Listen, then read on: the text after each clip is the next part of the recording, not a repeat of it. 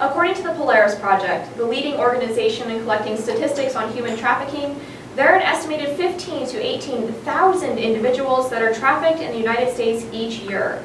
The number of slaves in the United States is staggering, and in an attempt to bring this issue to light, the Department of Homeland Security developed the Blue Campaign, an awareness campaign designed to point out what human trafficking is and what its victims may look like in hopes of rescuing more people.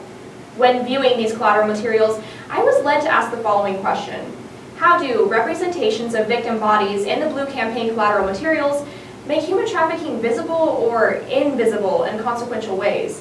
Now, it is not my aim to say the Blue Campaign is doing anything wrong. Rather, I simply want to point out ways that we can reimagine and reconsider the ways we use bodies in awareness campaigns.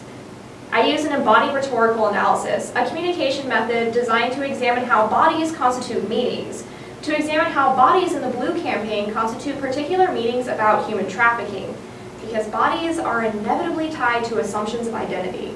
And assumptions of identity become increasingly important because when we understand the body to mean one thing, we simultaneously have a hard time imagining it being something else.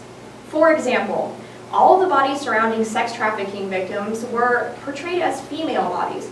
Though this is indicative of many, many experiences, it can simultaneously make it hard for audiences to imagine the male body as a victim of sex trafficking, or further, a body that isn't binary gendered.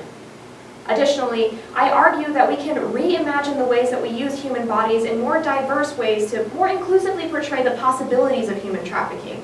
For instance, all of the bodies in the Blue Campaign were portrayed as thin bodies. Again, though this is indicative of many experiences, it makes it hard to imagine a large body as a victim or perpetrator of human trafficking. And as the Department of Homeland Security says themselves, human trafficking can happen to any person, regardless of age, size, race, or ethnicity. I argue that in order to make human trafficking victims visible, we have to reconsider the ways that we use bodies to portray them in awareness campaigns. Finally, I'll end with a question.